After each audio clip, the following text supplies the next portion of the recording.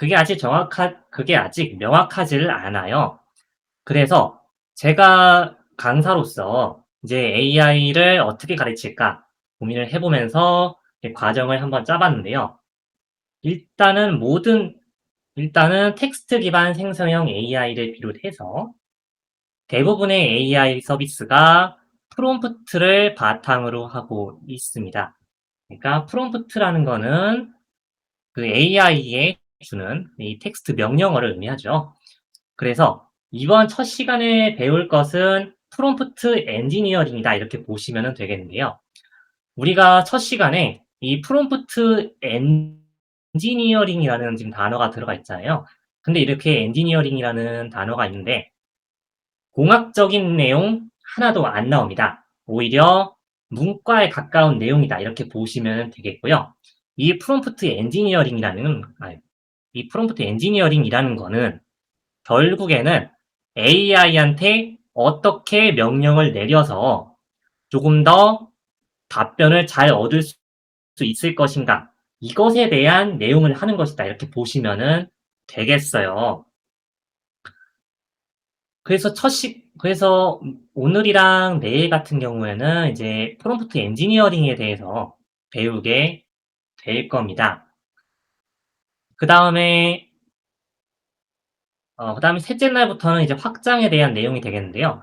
우리가 생성형 AI 서비스가 여러 개가 있지만 일단은 챗GPT를 바탕으로 학습을 하게 될 거고요. 그리고 챗GPT를 넘어서 다양한 AI 서비스들도 해보게 될 텐데 일단은 제게 주어진 시간이 5일밖에 없기 때문에 제가 핵심만 추려서 이제 가져오게 되었습니다. 그래서 세 번째 배울 내용은 이제 챗 GPT에서 제공하는 이제 그런 내용들을 좀 더 확장하는 것이다. 이렇게 보시면 되겠고, 그 다음에 4일 차하고 5일 차에는요, 좀 작나요? 네. 그 다음에 4일 차하고 5일 차에는요, 자동화를 배우는 이제 그런 시간이 되겠습니다. 이 자동화가 어떤 일을 자동화하느냐면은, 여러분들이, 예를 들어서, 뉴스 사이트에서 뉴스를 수집을 한 다음에, 그 다음에 요약을 해서 카카오톡이나 슬랙으로 전송을 하거나 또는 어떤 버튼을 클릭을 했을 때 특정 일이 발생을 해가지고 다른 서비스로 전송하는 이런 것들을 우리가 AI를 통해서 이제 자동화를 할 수 있다. 이렇게 보시면은 되겠는데요. 특히 이 자동화 중간에 여러분들 이 바이브 코딩이라는 이제 단어가 있는데 이게 바이브 코딩이 요즘 되게 이제 유행하는 단어이지 않겠습니까? 이게 자연어로 코드를 생성을 해서 우리가 코드를 직접 보지 않고도 이제 프로그래밍을 할 수 있는 그것을 이제 우리 바이브 코딩이다 이렇게 이야기를 하는데요. 이 바이브 코딩에서 우리가 코드를 생성을 하려고 할 때도 프롬프트를 입력을 해서 그 코드를 생성을 해야 되죠. 우리가 원하는 코드를 정확하게 생성을 해주기 위해서는 이러한 프롬프트 엔지니어링을 통해서 우리가 원하는 코드를 정확하게 생성을 할 수 있도록 돕는다. 이렇게 보시면 되는 겁니다. 그래서 우리 수업 중에서 가장 중요한 부분이 프롬프트 엔지니어링이고 이 프롬프트 엔지니어링이 생성형 AI를 배울 때 가장 처음으로 배우고 기본이 되는 내용이다. 이렇게 보실 수가 있겠어요. 그래서 우리가 첫 시간에 프롬프트 엔지니어링을 배우는 것이다. 이렇게 보시면 되겠습니다. 그래서 다른 것은 사실 까먹으셔도 되는데요. 이 프롬프트 엔지니어링만큼은 기억을 하고 가셨으면 되겠어요. 그래서 이제 간단하게 개요는 여기서 이제 마치도록 하겠고요. 교재를 혹시 교재를 다들 받으셨을까요? 제가 교재랑 그대로 이제 수업을 하게 될 텐데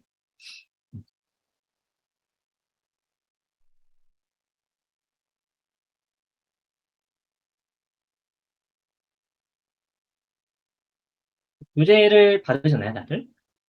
이렇게 생긴 이제 PDF로 된 교재인데 혹시 받으셨을까요? 교재 링크가 제공이 됐군요. 아마 이 수업이 끝나면은 이제 교재를 제공이 될 거예요. 네. 그래서 지금은 일단은 이제 요 노션의 내용, 요 노션에 적힌 거랑 똑같기 때문에 지금은 이렇게 수업을 하고요. 그다음에 이거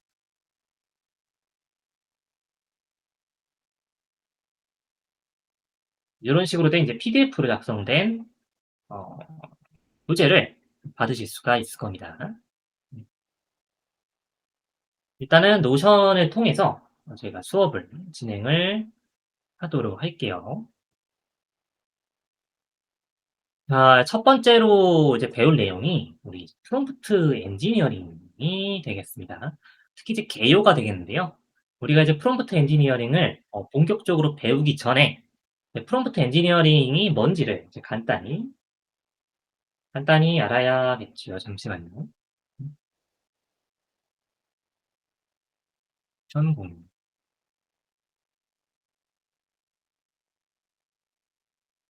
제가 요번 수업이 끝나고 나서 한번 해보도록 하겠습니다. 수업 중간에 하기에는 좀 그래가지고요. 양해 부탁드릴게요. 일단은 프롬프트 엔지니어링 개요를 한번 살펴보도록 할 텐데요. 우리가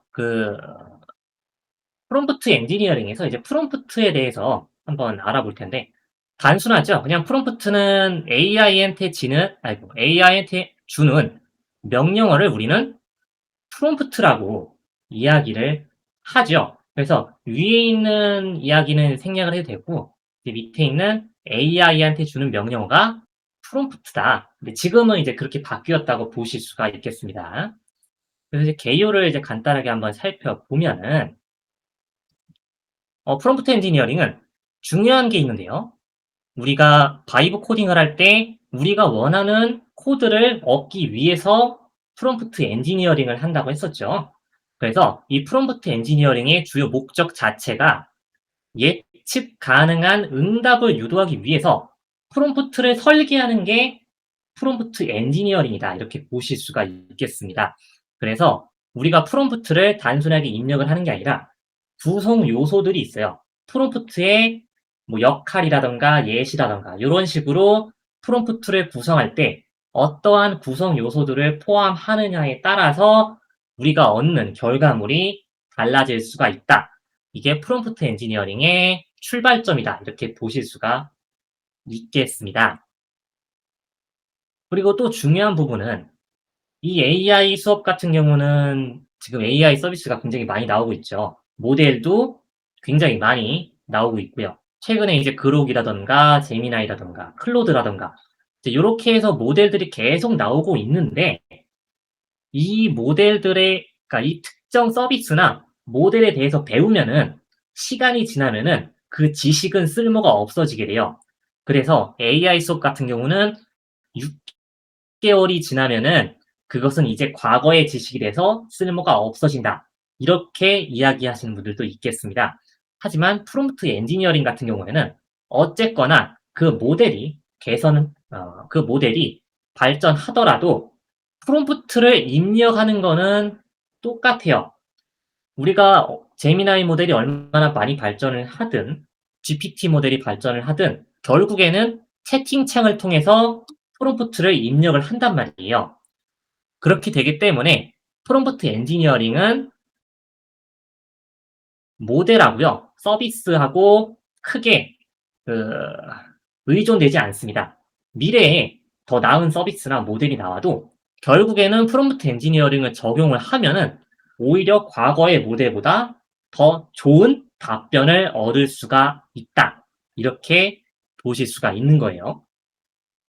그래서 우리가 이제 첫 시간에 프롬프트 엔지니어링을 배운다. 이렇게 보시면은 되겠습니다. 그래서 이제 기대 효과를 간단하게 우리가 이제 한번 살펴보도록 하면은, 가장 중요한 부분이 이제 기술적 방법을 거치지 않고 나만의 어시스턴트로 만드는 게 이제 가장 중요한 부분이다. 이렇게 보실 수가 있겠는데요. 우리가 예를 들어서 법률이나 세무, 요런 도메인 관련, 요런 이제 좀 특화된 도메인 관련해서 AI 모델을 만들려면은 우리가 파인 튜닝이라는 것을 따로 해 줘야 돼요.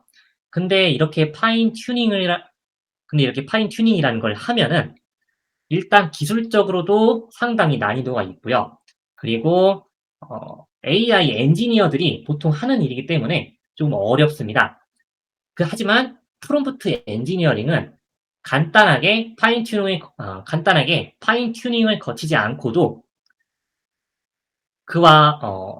그보다는 살짝 낫지만 그래도 우리가 원하는 수준만큼의 어시스턴트는 만들어낼 수가 있겠어요. 혹시 여러분이 요즘에 유행하는 캐릭터 챗 서비스 있죠? 그록이라든가 위튼이라든가 스케터럽의 제타라든가 이런 식으로 이제 캐릭터 챗을 이용해 보신 적이 있으면 혹은 네이버 웹툰이나 이용해 보신 적이 있다면 그런 것들도 모두 프롬프트 엔지니어링을 통해서 캐릭터의 설정을 만들고 세계관을 지정을 해서 우리 사용자들에게 제공되고 있다. 이렇게 보시면은 되는 거예요. 그래서 이러한 파인 튜닝이 필요한 경우는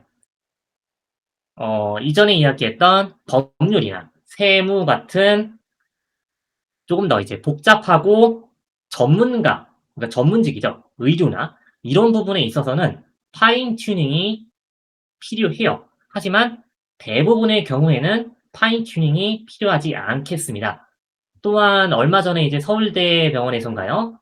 파인 튜닝을 통해서 의료 전문 AI 서비스를 이제 만들어낸 바가 있는데 그것도 이제 파인 튜닝을 거쳐서 전문가로 튜닝된 모델을 만들었다. 이렇게 보시면은 되겠습니다.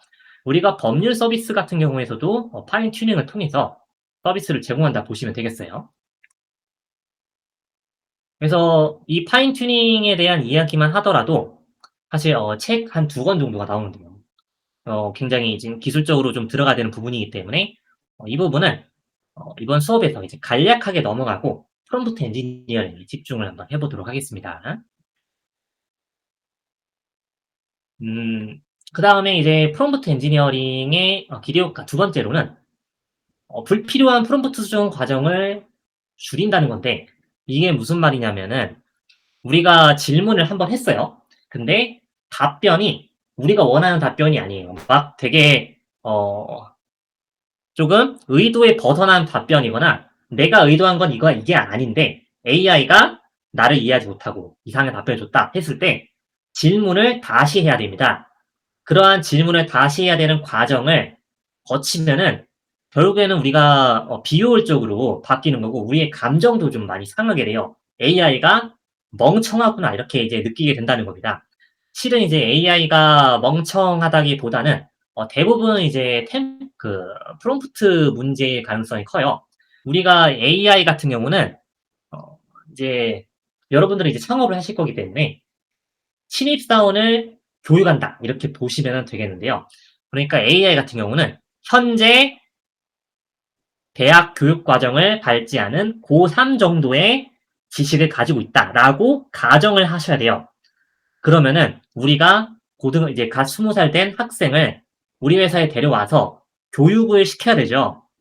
그 교육을 시켜야 하는데 무작정 우리가 업무 지시를 내린다고 해서 그 신입사원이 정확하게 업무를 수행할 수 있을 거라는 보장은 없습니다. 그래서 대부분은 회사에 입사를 하게 되면은 교육을 받게 되죠. 이런 식으로 이제 AI도 이제 교육을 우리가 이제 시킬 필요가 있겠어요. 그 교육을 시킬 때 프롬프트 엔지니어링을 통해서 교육을 시키면은 좀 더 효과적으로 이제 할 수 있다. 이렇게 보실 수가 있겠습니다. 그래서 이 두 번째 이야기가 결국에는 이제 우리의 감정을 위해서도 이제 프롬프트를 한 방에 입력을 해서 우리가 원하는 답변을 얻자. 이런 이야기가 되는 거예요. 세 번째도 여러분 중요한 이야기인데요. 이제 프롬프트를 문서화한다. 이제 이 부분은 이제 요즘에 이제 기업들이 많이 하는 건데 프롬프트를 문서화를 하면요. 노션이라든가 이런 것을 통해서 이제 좀 성공적인 프롬프트를 공유를 합니다. 이런 업무를 할 때는 "이런 프롬프트가 유용하더라." 라고 공유를 해요. 그러면 사내에서 프롬프트 라이브러리라고 하는 그 프롬프트 목록들이 생기겠죠. 이러한 일을 할 때는 이런 프롬프트를 써라 라는 그러한 프롬프트를 우리는 프롬프트 템플릿이다 이렇게 이야기를 합니다. 그 프롬프트 템플릿을 이제 볼 수 있는 사이트들이 공개된 사이트들이 몇 개 있는데요. 이제 우리나라에서 운영하는 포켓 프롬프트나 오픈 프롬프트라는 이렇게 두 가지 사이트가 있어요. 제가 열어 놓기는 했습니다. 일단 포켓 프롬프트를 한번 보도록 하면요. 지금 이제 사이트가 이런 식으로 되어 있는데 주소창은 포켓 프롬프트라고 하셔도 되고 구글에다가 포켓 프롬프트를 입력하셔도 나오게 됩니다. 그래서 이제 이렇게 보면은 이번 주 인기 프롬프트라고 해서 이렇게 세 가지가 이렇게 나와 있는 것을 보실 수가 있죠. 우리가 이런 것을 프롬프트 템플릿이라고 불러요. 이렇게 웹상에 좀 유용한 프롬프트들이 공유가 되어 있는 것을 보실 수가 있겠고요. 그래서 이 친구를 눌러보면은 음 잠시만요. 제가 지금 로그인이 여기 있네요. 여기서 프롬프트 템플릿 확인하기를 눌러보면요. 지금 요런 식으로 창이 나오게 될 텐데 일단 여러분이 처음 이 포켓 프롬프트에 들어가시면은 로그인을 하셔야 될 겁니다. 구글 로그인을 아마 하라고 할 거예요. 그래서 요런 식으로 이제 창이 나오면은 이렇게 이제 프롬프트 템플릿이라는 게 나와요. 우리가 일반적으로 AI한테 명령을 주는 프롬프트랑은 조금 다르고 또 굉장히 길어요. 보통 이제 프롬프트 엔지니어링이 된 프롬프트는 상당히 깁니다. 하지만 우리가 원하는 답변을 얻을 수가 있어요. 그래서 이렇게 이제 좀 길게 되어 있고 또 여러분이 아직은 보지 못하셨을 수 있는 이제 요런 식으로 이제 표시하는 게 있을 거예요. 이렇게 대괄호를 쓰거나 아니면 꺽쇠를 써서 요런 식으로 이렇게 표현을 한다거나 이제 이것이 모두 프롬프트의 그 프롬프트를 구성하는 구성 요소다 이렇게 보실 수가 있겠습니다. 지금 이 프롬프트 템플릿 같은 경우를 보면 여기가 이제 유튜브 링크 이 프롬프트 템플릿이 유튜브 링크를 주면은 유튜브를 그 유튜브 내용을 요약을 해 주는 이제 그런 프롬프트 템플릿이다 이렇게 보실 수가 있겠는데요. 지금 요렇게 된 부분에 유튜브 링크가 들어갈 거고 그다음에 이 부분은 업무를 이야기하는 것이고 이 부분은 지침을 이야기하는 것인데 지금 보면은 이 프롬프트 템플릿의 주요 부분이 보면은 그 이렇게 영역이 나뉘어져 있죠. 업무는 이 부분은 업무에 대한 내용이다. 이 부분은 지침에 대한 내용이다. 이렇게 영역을 구분을 딱 해줬어요. 이렇게 영역을 구분을 해주면은 AI가 우리의 명령을 이해를 이 부분은 업무에 해당하는 부분이구나. 이 부분은 지침에 해당하는 부분이구나 하고 명확하게 인지를 할 수가 있습니다. 그래서 이제 이렇게 이제 우리가 그 나누는 것도 굉장히 중요하다고 보실 수가 있겠는데요. 특히 이제 프롬프트 템플릿 같은 경우에는 이제 요런 식으로 이렇게 우리 이런 친구를 이제 플레이스 홀더라고 해서 자리 표시자라고 합니다. 우리가 유튜브 링크를 딱 넣으면은 여기에 이렇게 대체가 되는 거예요, 링크로. 그래서 요런 것도 이제 프롬프트의 이제 구성 요소다 이렇게 보실 수가 있겠습니다. 그래서 요런 식으로 이제 프롬프트 템플릿의 이제 간단한 예시를 살펴보게 되었고요.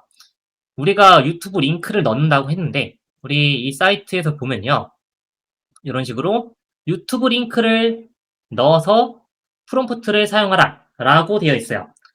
그래서 이렇게 우리가 여러분들 자바스크립트를 배우신 걸로 알고 있습니다. 그래서 자바스크립트를 이제 알고 있다는 가정하에 이야기를 드릴게요. 이 유튜브 링크라는 것은 변수라고 의미하면 되죠. 유튜브 링크라는 변수가 있고요. 그 다음에 값을 입력을 하면은 프롬프트 템플릿에서 이곳에 값이 지정이 된다. 이렇게 보실 수가 있는 겁니다. 그래서 이런 식으로 이제 프롬프트 템플릿을 만들면 우리가 변수만 바꾸면은 다양한 업무에도 적용이 될 수가 있겠죠. 이 유튜브 링크가 하나의 유튜브만 적용되는 것이 아니라 다양한 동영상을 적용을 할 수도 있다. 그래서 우리가 변수를 사용을 해서 값을 지정한다. 이렇게 보실 수가 있는 거죠. 그래서 프롬프트에도 변수가 사용이 될 수가 있겠습니다. 그래서 이제 다시 이제 한번 넘어가 보도록 할게요. 자, 지금 교재에서요. 예시가 있는데요. 제가 지금 ChatGPT-4를 기준으로 하고 있는데 여러분들 시간이 지나면은 모델이 다양하게 나오겠죠. 그래서 이 모델 같은 경우는 크게 이제 신경을 쓰지 마시고 진행을 해 주시면은 되겠습니다. 어차피 프롬프트 엔지니어링은 모델에 그렇게 구애를 받는 기술은 아니니까요. 이 모델이 어떤 모델이 나오든 상관이 없고 챗GPT가 아니어도 뭐 제미나이나 클로드에 입력을 하더라도 똑같습니다, 여러분들. 대신에 답변은 살짝 달라질 수가 있겠죠. 그 성향에 따라서. 일단은 브라우저를 조금 확장을 어 하도록 할게요. 지금 예시가 두 개가 이렇게 나와 있어요. 하나는 첫 번째 프롬프트는 어 굉장히 단순한 프롬프트인데 강연을 위한 슬라이드를 작성하는 프롬프트가 되겠습니다. 이 첫 번째 프롬프트는 굉장히 간결한데 내용이 많이 비어 있을 거예요. 그래서 한번 입력을 해 보도록 할 텐데요. 제가 복사를 해서 한번 입력을 해 보도록 하겠습니다. 지금 지금 요렇게 역질문이 들어왔어요. 우리가 프롬프트 템플릿을 우리가 프롬프트를 입력을 했을 때 이렇게 역질문이 들어오면 안 돼요. 역질문이 들어오면 안 되고요. 이런 식으로 이렇게 역질문이 들어왔다는 것은 부족한 부분이 있다라는 것을 AI가 인지를 했다는 것이고요. 결국에는 이러한 내용들을 다시 한번 작성을 해 줘야 되죠. 그럼 프롬프트를 우리가 중복을 해서 계속 입력을 해 주면은 결국에는 완 완성 아이고 결국에는 완성된 결과물이 나온다는 건데 이렇게 여러 번 대화를 거쳐 가지고 결과물을 완성을 하게 되면은 굉장히 비효율적입니다. 질문도 역질문이 많이 들어오게 되고요. 이런 것을 하지 않기 위해서 우리는 프롬프트 엔지니어링을 한다. 이렇게 보실 수가 있는 거예요. 그래서 우리 이 친구 말고요.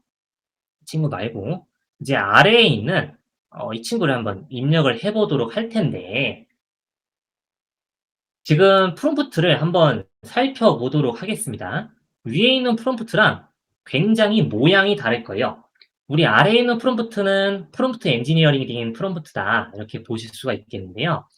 보통 프롬프트 엔지니어링이 된 프롬프트는 좀 더 길어요. 내용이 길기 때문에 유심히 살펴보실 필요가 있겠습니다.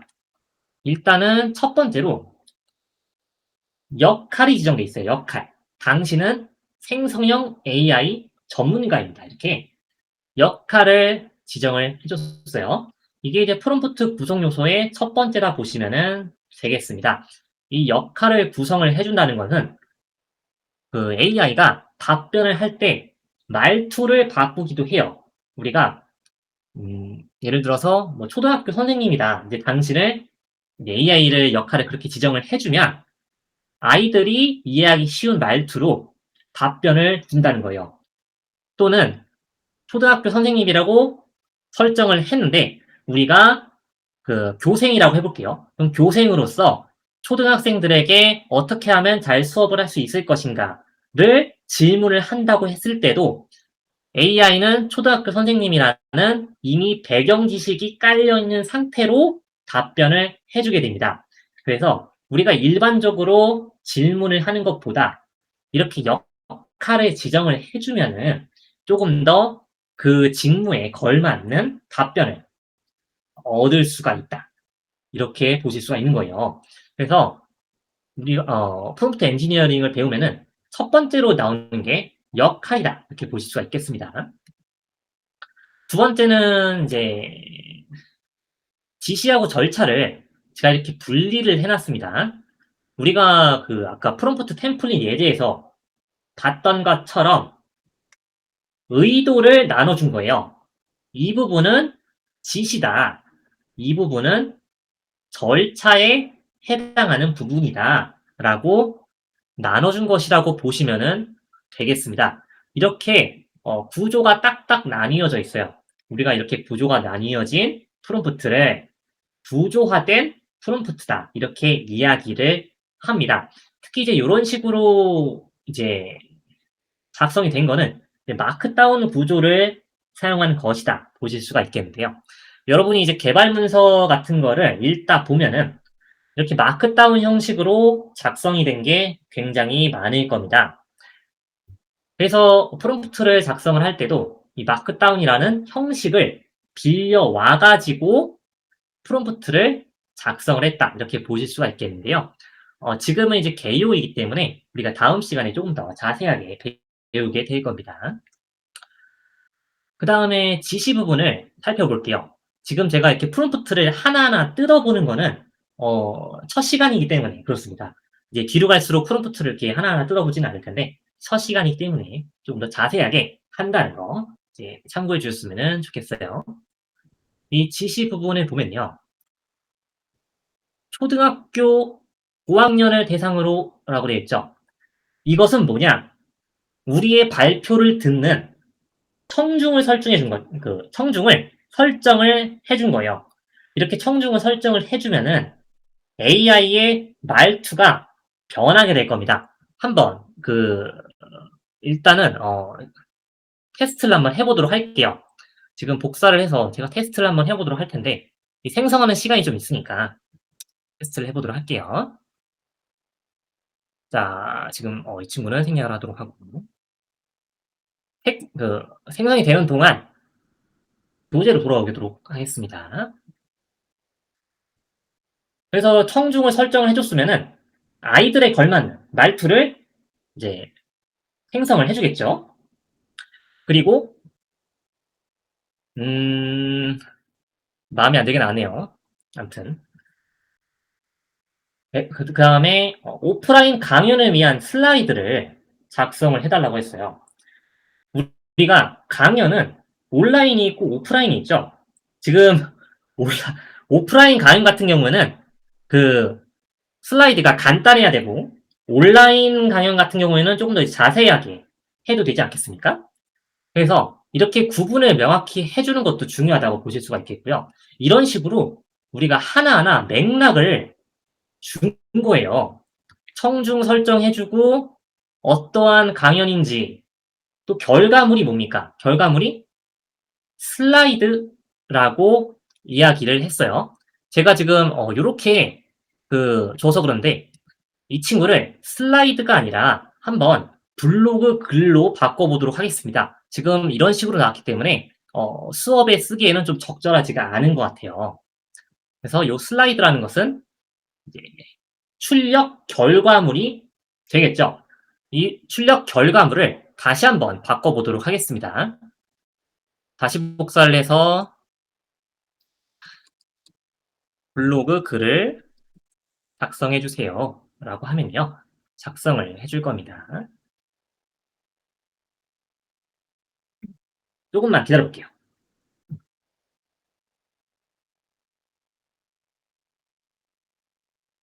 제가 지금 중구난방이라서 조금 죄송합니다. 예.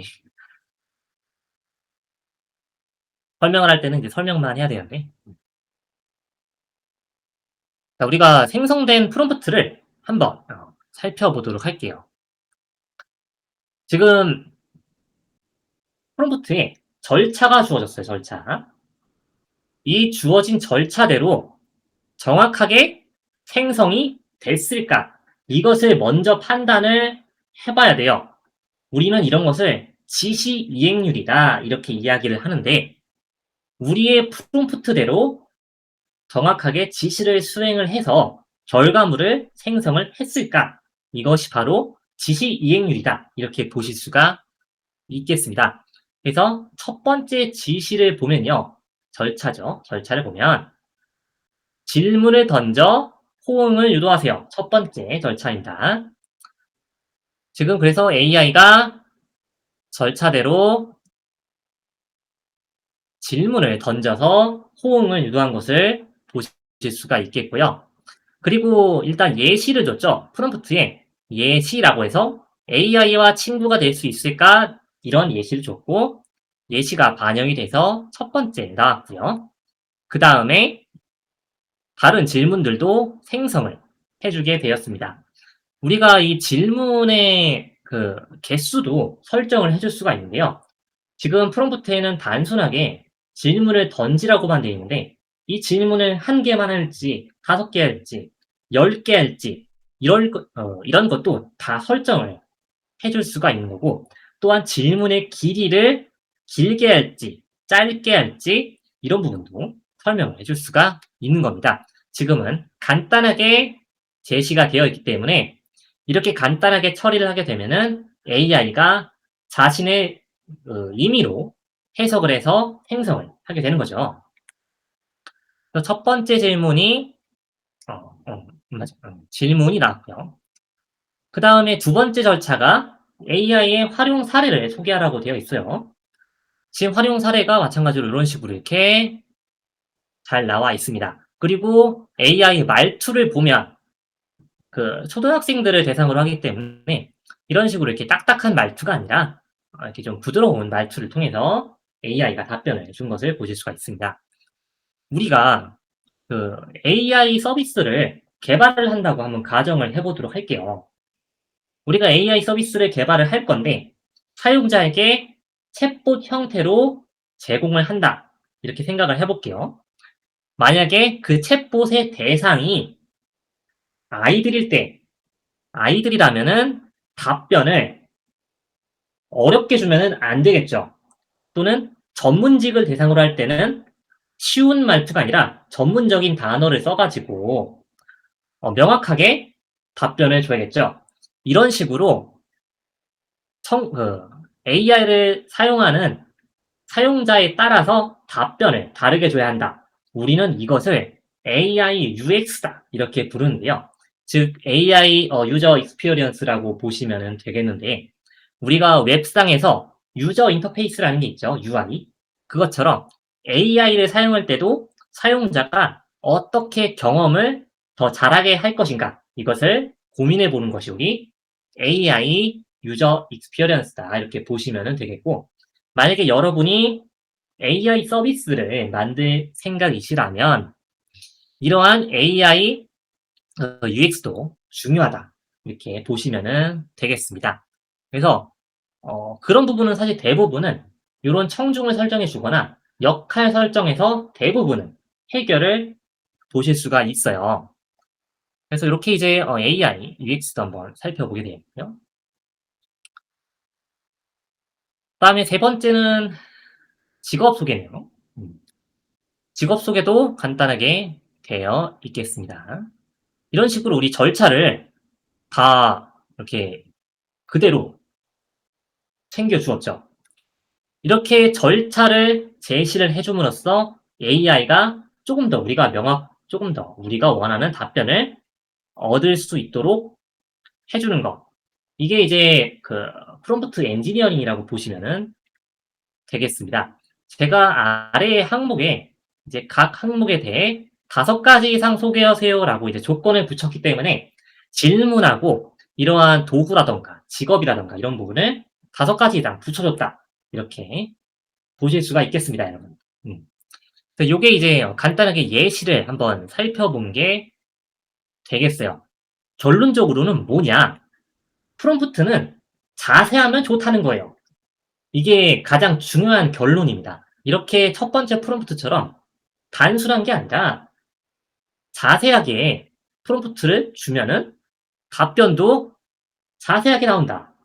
이것이 결국에는 가장 중요한 키포인트다 이렇게 보실 수가 있겠죠. 그 우리가 이제 개발자들 사이에서는 이제 가장 유명한 말이 있죠. 가비지 인 가비지 아웃이라고 해서 어, 입력값이 나쁘면 출력값도 나쁘다 이런 이야기가 되는 건데요.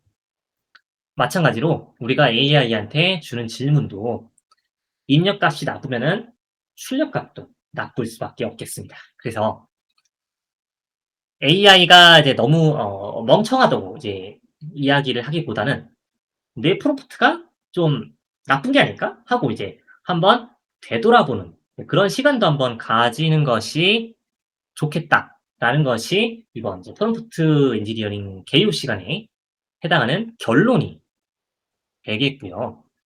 그다음에 이제 마지막으로 마지막이 아니네요, 여러분. 이제 마지막으로 주의할 점하고요. 그다음에 회의적 시각 이 두 가지 살펴보고 첫 시간 마치도록 하겠습니다. 일단 프롬프트 엔지니어링 할 때 뭐 사실 이거는 프롬프트 엔지니어링이기보다는 프롬프트를 사용할 때 그냥 주의할 점이라고 보면 되겠죠. 첫 번째는 이제 개인정보 유출인데요. 우리가 그 요즘에 그 뉴스 기사나 이런 거 보면은 AI한테 자신의 고민 상담이라든가 뭐 이성 문제라든가 특히 이제 10 대들이 AI를 대상으로 많은 상담을 해 주고 있습니다. 그러한 이제 상담 플랫폼이 요즘에 또 유행하기도 하고요. 하지만 거기에서 개인 정보가 전부 입력이 될 수가 있겠어요. 뭐 내가 어떤 사람인지, 그리고 나한테 어떤 고민이 있는지, 또 나는 이러한 질병을 가지고 있다. 이러한 정신적 문제가 있다라고 개인 정보가 모두 입력이 될 수가 있는데 챗GPT나 제미나이 같은 서비스는 공개된 서비스죠. 공개된 서비스를 사용을 할 때는 개인정보 유출에 굉장히 민감하게 반응을 하셔야 합니다. 우리가 프라이빗이 아니라 이렇게 퍼블릭 서비스를 사용할 때는 개인정보를 입력을 하시면 안 되는데요. 물론 이제 오픈 AI 측에서도 이러한 개인정보 유출에 대해서는 굉장히 민감하게 다루고 있어요. 그래서 이제 우리 사용자들한테 보편적으로 제공되는 서비스가 아니라 기업용 서비스 있죠. 이런 엔터프라이즈 플랜이라든가 프라이빗 GPT 같은 경우는 이제 개인정보 유출을 어느 정도 막아줄 수가 있긴 하지만 그래도 예방의 차원에서 우리가 개인정보 입력을 하지 않는 편이 좋겠습니다. 그리고 한 가지 유용한 부분은 우리가 이제 그 AI하고 대화하는 내용은요. 모델을 개선하는 데 사용될 수 있어요. 그러니까 우리의 대화 내용이 오픈 AI의 모델을 개선을 하는데 사용이 될 수 있다라는 거예요. 이게 과거에 이제 2020 년대 초반일까요? 2010 년대 후반일까? 그 이루다라는 이제 챗봇 서비스가 있었죠. 지금의 생성형 AI 서비스가 나오기 전에. 이제 그 서비스에서 문제가 됐던 것이 사용자의 대화 내용을 전부 그 AI를 학습하는 데 써 가지고 사용자의 개인정보까지 모두 출력을 해 줬다. 이것이 문제였어요. 오픈 AI 쪽에서도 지금 그 우리의 대화 내용을 그 모델을 계산하는 데 사용을 하고 있다. 이 부분을 명시를 하고 있단 말이죠. 하지만 우리가 이 친구가 이제 기본적으로 켜져 있을 겁니다. 여러분의 챗GPT로 가셔서 이 설정에서 데이터 제어 모두를 위한 모델 개선으로 가보도록 할게요. 제 그 프로필 쪽으로 가서요. 프로필 쪽으로 가서 설정으로 들어갈게요. 그다음에 데이터 제어로 갑니다. 지금 이런 식으로 모두를 위한 모델 개선이라고 있어요. 기본적으로는 켜져 있을 겁니다. 저는 일단은 꺼 놨지만 기본적으로는 켜져 있기 때문에 만약에 죄송합니다. 만약에 개인정보를 입력을 해야 되거나 아니면은 나의 어떤 사업 아이디어나 이런 부분에 대해서 회의를 할 때는 이러한 모두를 위한 모델 개선을 꺼 놓는 것이 좋겠어요. 만약에 여러분이 음성 모드를 사용을 하시면은 이렇게 음성에 대한 내용도 포함이 되어 있을 수가 있는데 저는 개인적으로 전부 꺼 놨습니다. 그래서 필요하시다면은 이 친구를 끄시는 것이 좋겠어요. 물론 이제 다른 지금 이제 챗GPT를 이제 제가 대상으로 이제 이야기를 드리고 있습니다. 만약에 여러분이 뭐 클로드라든가 다른 AI 서비스를 사용을 할 때도 이런 식으로 이제 모델 개선을 이런 식으로 이제 모델 개선을 끄는 방법이 분명히 있을 겁니다. 이것을 제공을 할 거예요. 제미나이도 마찬가지일 거고. 일단은 GPT를 제가 기준으로 이야기를 드리고 있겠습니다. 완료를 눌러 주시고요. 그다음에 여러분 중요한 부분이 환각이 되겠는데요. 그 생성형 AI에 대한 뉴스를 보면은 할루시네이션이라고 해서 환각에 대한 이야기를 굉장히 엄중하게 다루고 있는 경우를 보실 수가 있겠습니다. 이러한 환각은 우리가 2022년에 GPT가 처음 나왔을 때 가장 유명한 이제 환각이 하나 있죠. 바로 이제 세종대왕이 넷북을 던진 사건에 대해서 이제 이야기를 해달라. 이제 그게 이제 가장 유명한 환각에 대한 사례가 되겠는데요. 물론 이제 지금은 이제 그러한 환각은 거의 발생하지 않겠지만 AI는 우리가 잘 깨어내기만 하면 또는 우리가 모르는 사이에 그럴듯한 거짓말을 만들어낼 수가 있어요. 특히 기본적인 지식뿐만 아니라 코드도 거짓으로 만들어내요.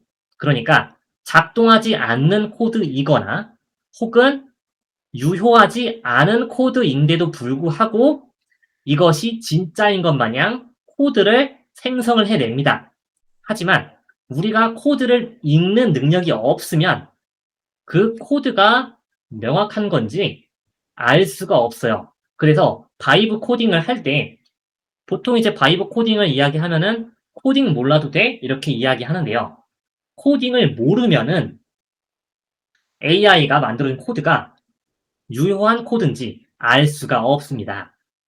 우리가 그래서 코드를 작성하는 능력은 조금 부족할 수 있더라도 코드를 읽는 능력은 필요해요. 코드를 읽고 나서 이 코드가 유효한 코드고 작동하는 코드인지 테스트를 한 다음에 우리의 서비스에다가 적용을 해야겠죠. 그래서 여러분이 중요하게 생각하셔야 되는 거는 코드에 대한 환각이 되겠고요. 이러한 환각 같은 경우는 방지를 하는 방법이 여러 개가 있겠습니다. 가장 대표적인 방법이 이제 프롬프트 엔지니어링이 되겠어요. 우리가 프롬프트 엔지니어링을 통해서 프롬프트를 길게 작성을 하면은 환각이 발생할 가능성이 조금은 줄어듭니다. 상당히 많이 줄어들어요. 효과가 굉장히 좋아서 이러한 환각을 이제 줄어야 시행착오를 줄이고 조금 더 효과적으로 일을 처리할 수가 있겠습니다. 또한 두 번째로 중요한 부분은 크로스 체크를 하는 것인데요. 우리가 이렇게 그 생성형 AI한테 답변을 얻었어요. 근데 이 답변이 진짜야? 라고 팩트 체크를 원할 수도 있겠습니다. 이러한 팩트 체크를 할 때는 일단은 가장 첫 번째로 해볼 수 있는 방법이 새로운 채팅을 만드는 것이 되겠는데요. 제가 사이드바를 열고요. 새로운 채팅 들어가서 이 친구 있죠? 이 친구를 그대로 복사를 해가지고 새로운 채팅에다가 붙여 넣은 다음에 이게 정말로 옳은 말이냐라고 크로스 체크를 해줄 필요가 있어요. 또는 다른 서비스 있죠. 뭐 퍼블리시티라든가 이런 식으로 다른 AI 서비스에다가 GPT가 준 답변을 넘겨서 이 답변이 제대로 된 답변이냐라고 팩트 체크를 요구를 하실 수가 있겠습니다. 물론 이제 시간은 조금 더 들죠. 복사하고 붙여넣고 그 컨펌까지 받아야 되는 그러한 시간이 조금은 필요할 수가 있는데요. 우리가 그 환각에 빠지지 않기 위해서는 이러한 교차 검토를 하는 습관이 굉장히 중요하다 이렇게 보실 수가 있겠습니다. 그리고 만약에 GPT 내부에서 팩트 체크를 하고 싶다라고 하실 수가 있는데 이럴 때는 우리가 지금 교재에는 안 나와 있는데요. 우리가 챗GPT를 사용하다 보면은 과거의 대화 내용을 바탕으로 답변을 생성하는 경우가 있어요. 예를 들면은 내 성향이 이렇다는 것을 AI가 기억을 해 가지고 내가 원하는 답변대로만 생성을 해줄 수가 있단 말이죠. 이런 이런 식으로 되면은 결국에는 정확한 팩트 체크가 되지 않을 수가 있겠습니다. 그래서 GPT 내부에서 팩트 체크를 하고 싶다라고 한다면 다시 설정으로 들어가 볼게요. 설정으로 들어가서 데이터 제어로 음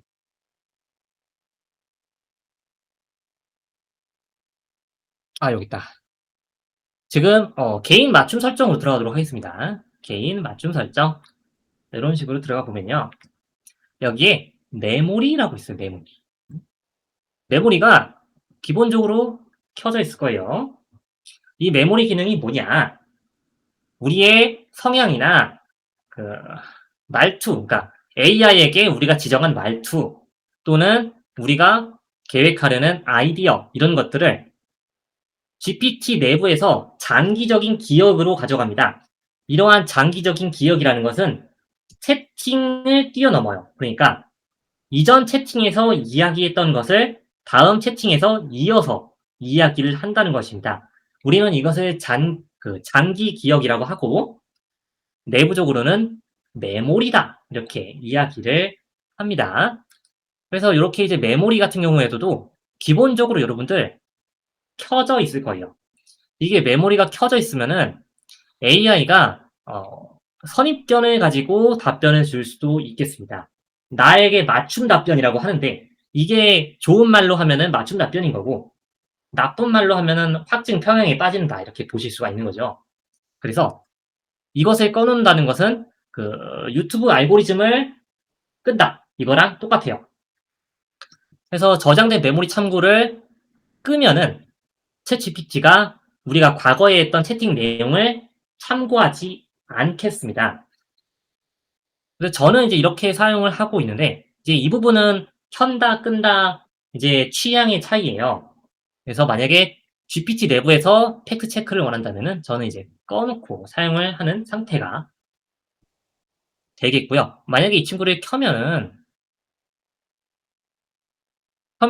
지금 여기에 이제 채팅 기록 참고가 있죠. 우리 이 친구가 과거에 채팅을 참고해서 답변을 주기 때문에 굉장히 뭐랄까요? 네. 확증 평행에 빠질 수가 있다. 이렇게 보실 수가 있겠습니다. 저는 일단은 꺼 놓고 사용을 하고 있어요. 이 부분은 이제 취향에 따라서 하시면은 되겠습니다. 만약에 메인으로 사용하는 챗GPT 서비스가 메인으로 사용하는 생성형 AI 서비스가 챗GPT다라고 하신다면은 여러분 이 메모리 관리하기에 보면요. 관리가 있는데 우리 이 친구를 눌러보면은 저는 메모리를 사용하지 않기 때문에 비어 있어요. 하지만 챗GPT에다가 많은 대화를 거쳤던 분이라면은 이 메모리에 어떤 내용이 저장이 되어 있을 가능성이 매우 크겠습니다. 여기에 이제 메모리가 저장이 되어 있으면은 이 친구는 단기 기억으로 가기 때문에 이 메모리를 바탕으로 우리의 대화가 진행이 된다. 이렇게 보실 수가 있는 거예요. 그래서 이 메모리를 기반으로도 환각이 발생하지 않는다라는 보장은 없거든요. 그래서 저는 웬만하면은 이러한 환각을 방지하기 위해서 메모리도 꺼 놨습니다.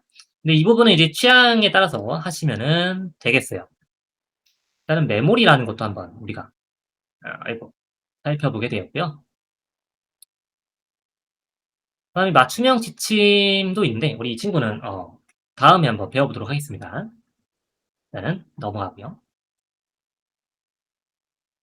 그다음에 중요한 그다음에는 이제 사회적 책임이 여러분 되겠는데요. 이것은 단순해요. 단순합니다. 우리가 뉴스라든가 논문이라든가 아니면은 좀 비즈니스 문서라든가 이런 부분을 AI로 생성을 해서 도움을 받았을 수가 있죠. 근데 이렇게 AI의 도움을 받아서 생성을 했다는 것을 명시를 해 주는 것이 좋아요. 왜냐하면은 그것도 우리 어떻게 보면은 솔직하게 밝힘으로써 신뢰도에 좀 더 도움을 준다 이렇게 보실 수가 있는 거거든요.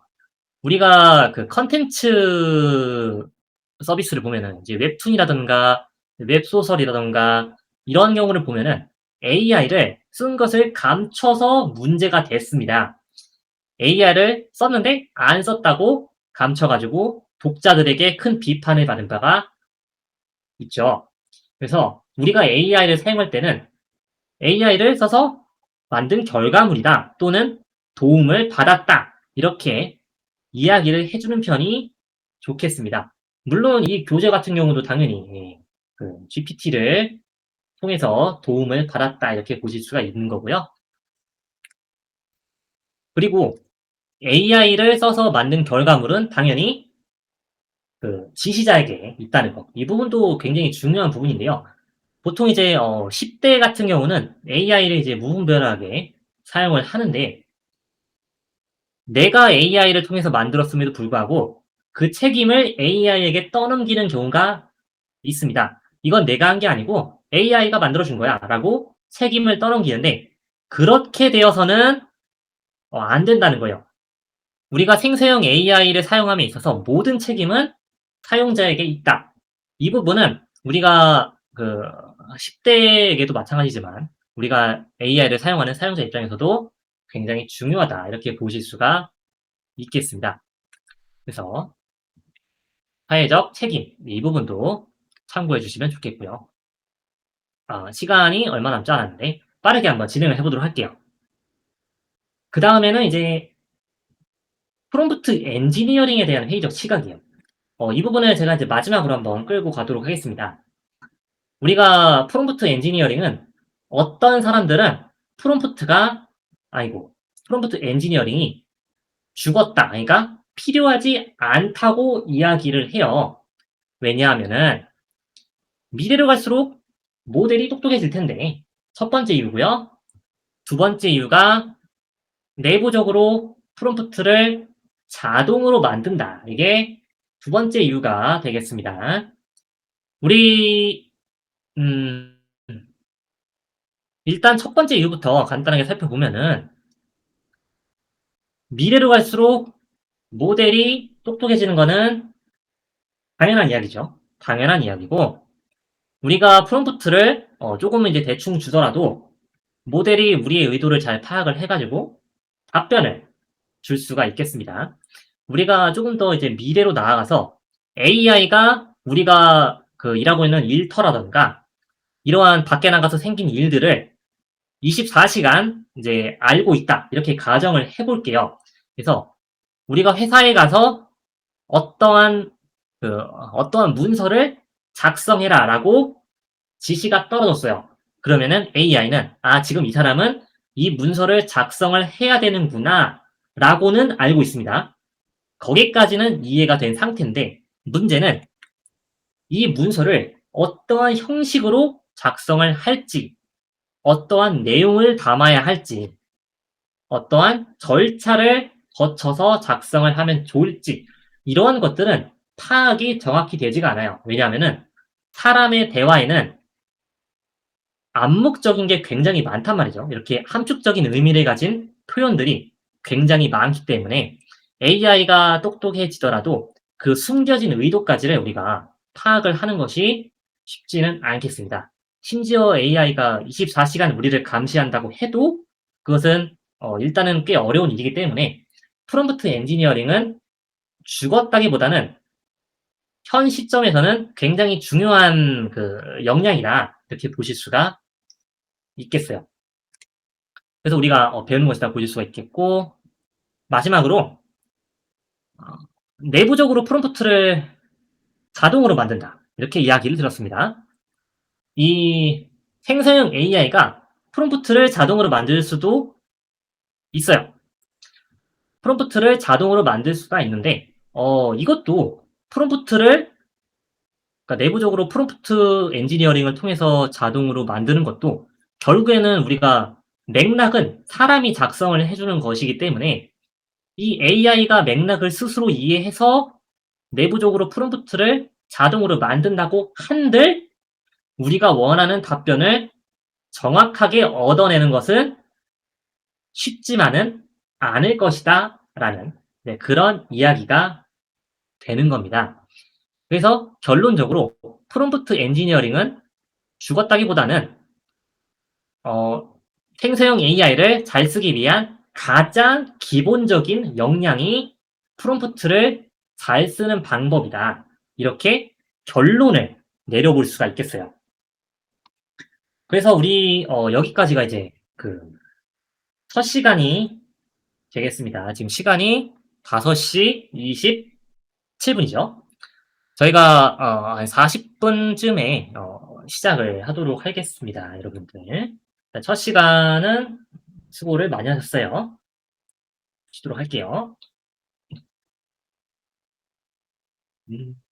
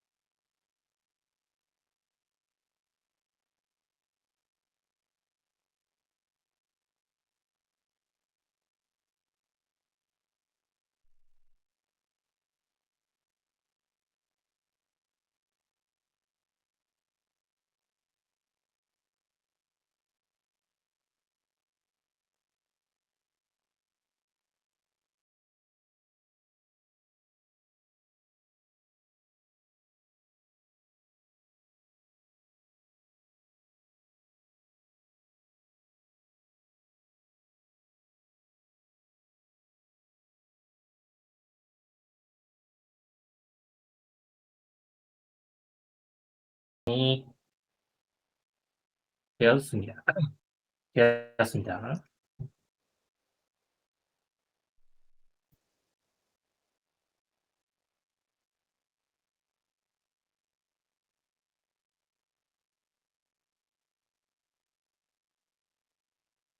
입니다. 저희 두 번째 시간 시작하도록 할게요. 일단은 아까 글자가 좀 작은 것 같아서 좀 키우도록 하겠습니다. 이 정도로 할게요.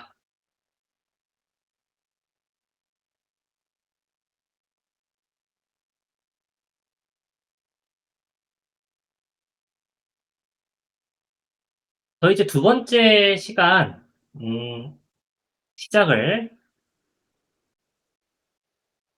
질문 하나만 보고 가겠습니다. 무료 기준으로 코파일럿이나 퍼서나 비슷할까? 이제 그런 이야기가 되는데요. 우리가 토큰 사용량 같은 경우는요, 코드도 토큰에 포함이 됩니다. 그러니까 AI가 코드를 이해하기 위해서 그 코드의 내용을 토큰으로 사용을 하고, 그렇기 때문에 무료 버전은 이제 기본적으로 토큰을 많이 사용을 하게 되겠죠. 일단, 어, 제가 이제 정확하게 무료 플랜에 대한 토큰 사용량을 자세하게 알고 있지는 이제 않은데요. 토큰 네 특히 이제 토큰이 사용될 때 이야기는 이제 질문할 때 사용되고 답변할 때도 토큰이 사용이 됩니다. 특히 토큰 같은 경우에는 답변을 받을 때가 훨씬 비싸요. 그러니까 우리가 프롬프트를 통해서 질문하는 토큰의 사용량보다 그 질문을 통해 모델이 답변을 할 때 답변으로 주는 토큰의 양이 그 토큰의 가치가 훨씬 더 높겠습니다. 그래서 우리가 커서나 클로드 코드 이런 걸로 우리가 이제 코딩을 할 때요. 자칫 잘못하면은 그 요금 폭탄을 맞을 수가 있어서 굉장히 이제 주의를 하실 필요가 있는데요.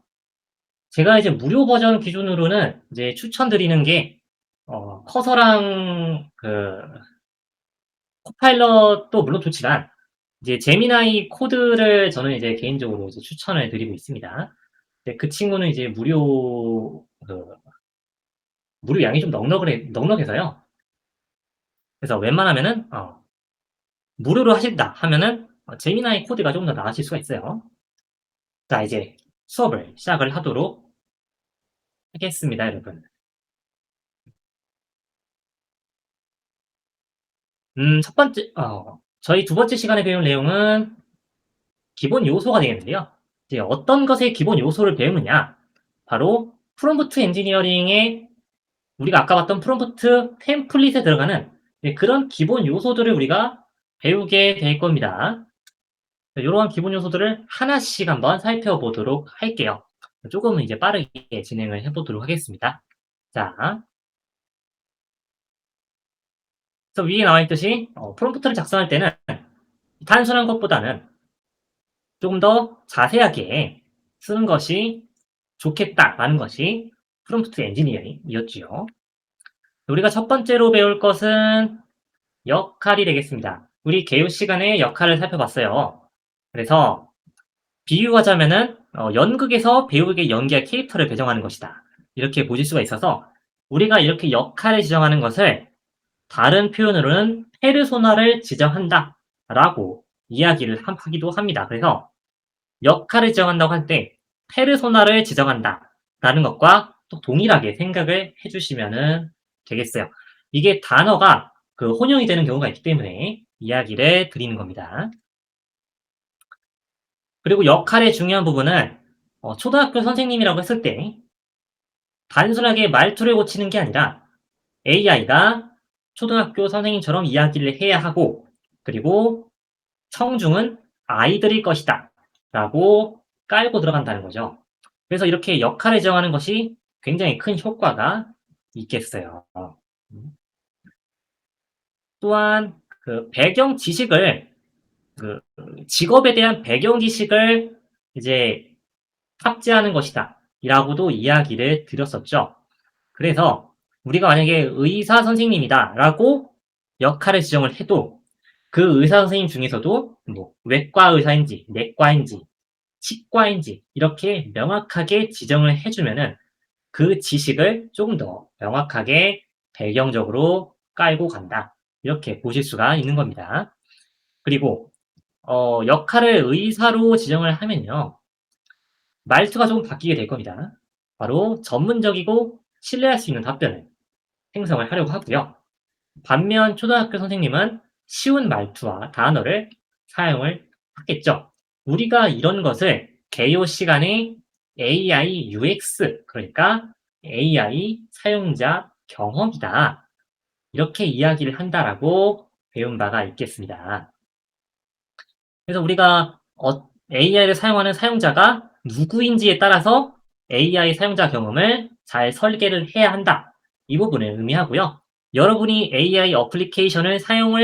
그 AI 어플리케이션을 만드는 사람이라면 AI UX를 신경을 써줘야 하고 만약에 나는 생성형 AI를 사용만 하는 사용자다라고 한다면은 그렇다고 한다면은 챗 GPT에서 우리에게 AI 사용자 경험을 더 좋게 느낄 수 있도록 설계를 하겠죠. 그러한 설계가 바로 아까 이야기한 메모리라든가 이런 기능이 되겠습니다.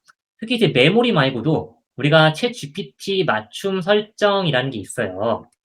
이 친구는 뭐냐면은 챗GPT가 나에게 어떻게 대답을 해줬으면 좋겠는지, 어떠한 주제로 이야기를 할지 이 부분을 이 부분을 이제 설정하는 것이다 이렇게 보시면은 되겠는데요.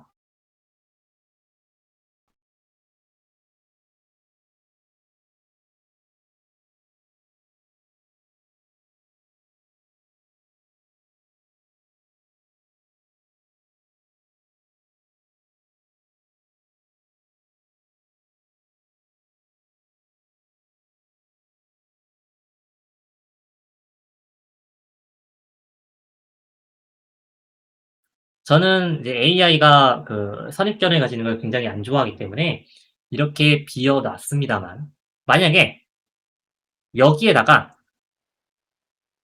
이제 그 AI가 칭찬만 하는 게 너무 싫을 수가 있어요. 그러니까 AI는 굉장히 우리를 그 즐겁게 하기 위해서 괜히 쓸데없이 칭찬하고 아부하는 일이 많단 말이죠. 그렇기 때문에 여기에 이제 챗GPT가 어떤 특성을 지녔으면 하나요? 해서 너무 칭찬하지 말라고 적어 놓을 수도 있겠고요. 또는 AI의 성향을 이렇게 설정을 해줄 수도 있겠습니다. 지금 이렇게 예시에 나와 있는 거 있죠? 뭐 수다쟁이, 재간둥이 요런 식으로 이제 버튼을 한번 클릭을 해 보면은 이렇게 이제 표현이 됩니다. 이렇게 이제 그 지정을 해줄 수가 있어요. AI가 이런 식으로 나에게 답변할 때 "이런 식으로 생각을 해라."라고 미리 설정을 해줄 수가 있는 겁니다. 그래서 요게 이제 챗GPT 맞춤 설정이다 이렇게 보시면 되겠고요. 우리가 이것을 이제 설정을 해 두면은 우리가 AI를 사용하는 입장에서 조금 더 좋은 사용자 경험을 얻을 수도 있고, 또는 양날의 검으로서 그 확증 편향이 될 수도 있겠습니다. 그래서 이 부분은 그 양날의 검이니까요. 마찬가지로 이 부분도 취향에 따라서 설정을 해 두시면은 되겠어요. 아마 이제 다른 AI 강의하시는 분들은 이제 맞춤 설정을 해 주는 경우가 많을 겁니다. 그래서 이 부분도 사용이 된다. 이렇게 보실 수가 있겠고요. 취소를 누르도록 하겠습니다. 그리고 이제 역할 부분은 어떻게 보면 별 5개를 쳐도 될 정도로 굉장히 중요하다고 보실. 어 잠시만요. 네, 질문 하나만 처리하도록 하겠습니다. 네.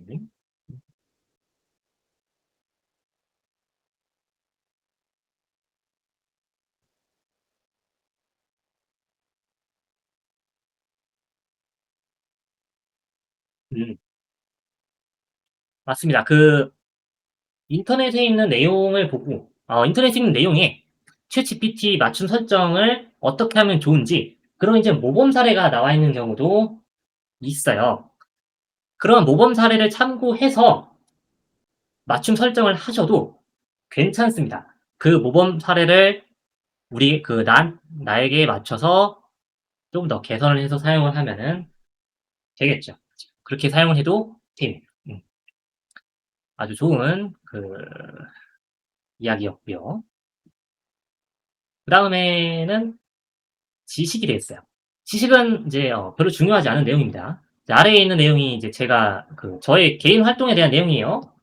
개인 활동에 대한 내용인데 문제는 이러한 지식이 사전 학습이 되어 있지 않은 지식이라는 거예요.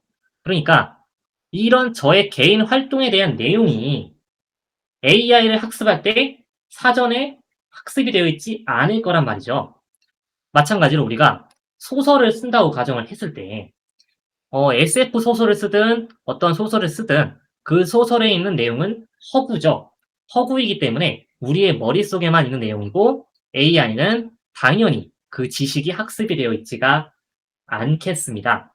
그래서 우리가 소설을 쓴다고 가정을 했을 때 세계관을 AI에게 알려준다거나 또는 우리가 사업을 기획을 할 때 나는 이러이러한 아이디어를 가지고 있어. 그래서 이것을 어떻게 구현을 할 거고 사용 타겟은 누구고 유저는 이런 식으로 플로우를 해서 서비스를 이용하게 될 거야. 라고 지식을 주입을 해두는 겁니다, 미리. 그렇게 지식을 주입을 해두면 AI가 그에 따라서 답변을 주겠죠. 그래서 중요한 부분은 AI한테 사전학습이 되어 있지 않은 지식을 주입을 하되 그 사전학습이 되어 있지 않은 내용이라는 것은 세상에는 공표되어 있지 않고 내 머릿속에만 있는 소설의 세계관, 사업 아이디어 이러한 부분이 될 수가 있다는 거죠. 그래서 이렇게 이제 지식을 주입을 해줄 수가 있겠습니다. 이 지식은 이제 맥락을 이제 좀 많이 주려고 하다 보면은 자연스럽게 포함이 되는 내용이기도 해서 그렇게까지 중요한 내용이라고는 보실 수가 없겠지만 이 지식을 많이 주면은 AI가 조금 더 환각을 하지 않고 답변을 줄 거예요.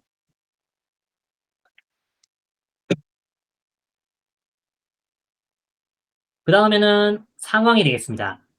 이 상황이라는 것은 임무를 부여하는 거예요. 지금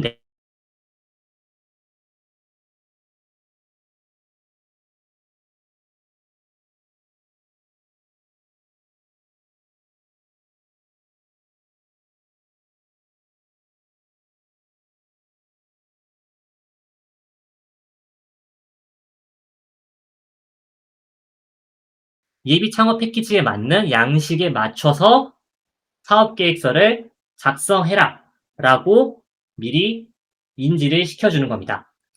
그래서 이 상황적인 맥락도 부여를 해주는 것이 AI가 그 먼저 임무를 인지하는 데 있어서 굉장히 중요하다고 보실 수가 있겠고요.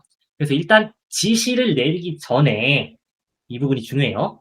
지시를 내리기 전에 상황적 임무를 부여하는 것, 이 부분이 중요하다고 보실 수가 있겠습니다. 그래서 이 교재를 작성하기 전에 AI에게 준 임무는 비전문가를 위한 프롬프트 엔지니어링 강의 교환을 작성해야 한다.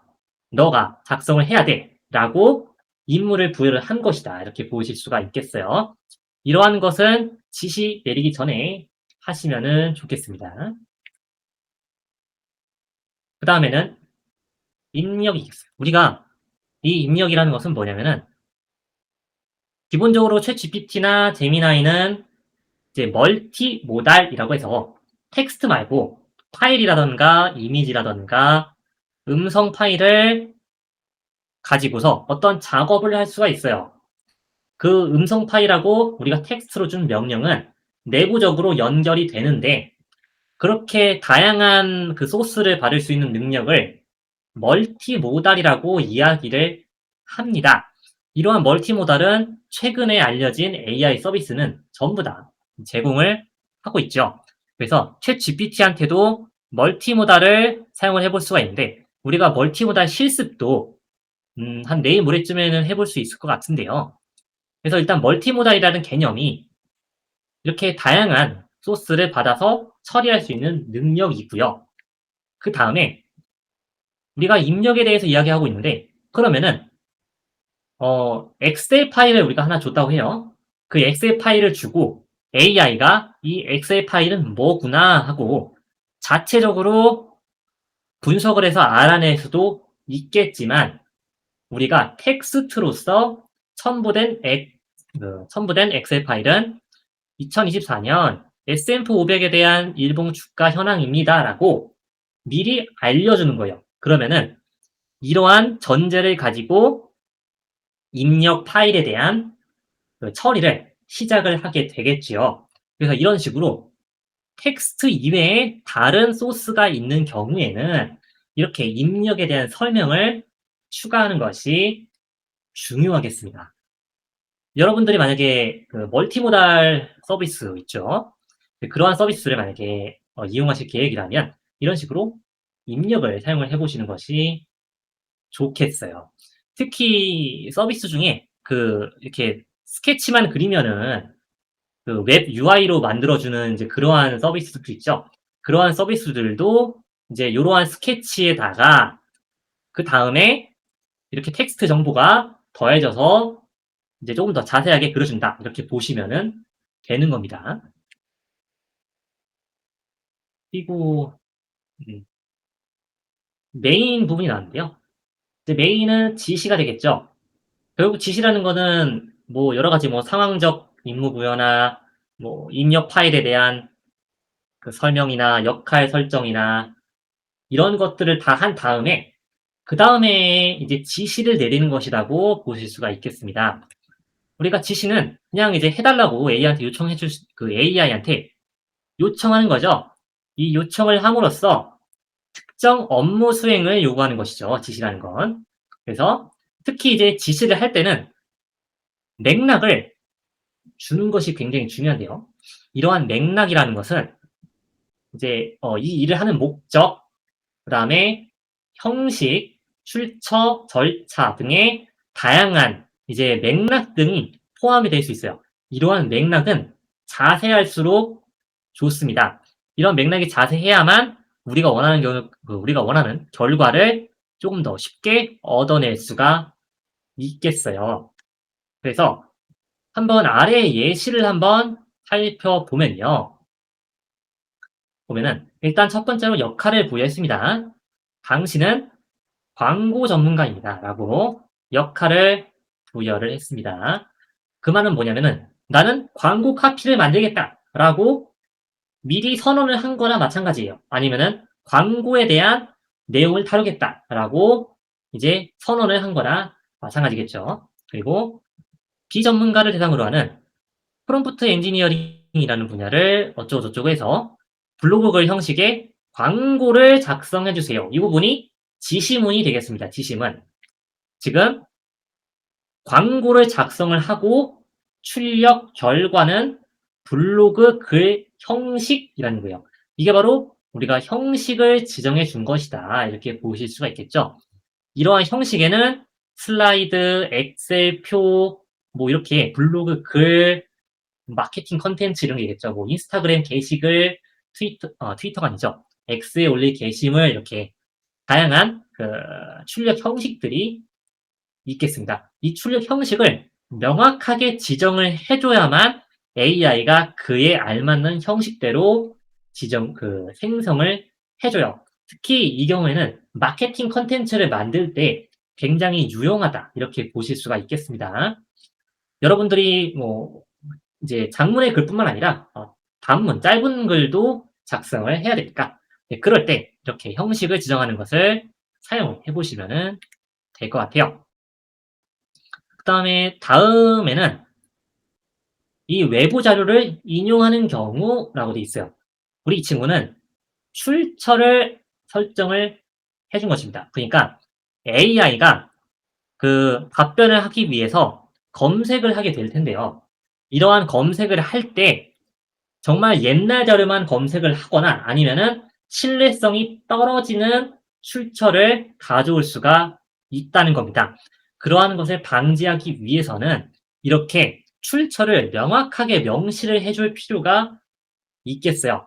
지금 같은 경우에는 이제 위키피디아나 논문, 뉴스에서 찾아보세요라고 명시를 했습니다. 이게 바로 출처를 명시한 것이다. 이렇게 보실 수가 있겠고요.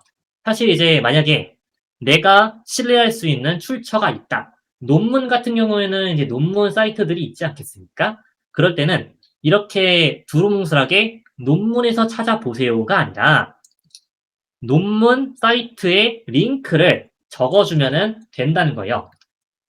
이런 식으로 말이죠. 네. 지금은 제가 주소는 임의로 적었습니다만 이런 식으로 링크를 지정을 해두면은 여기를 바탕으로 검색을 해서 AI가 답변을 하겠죠.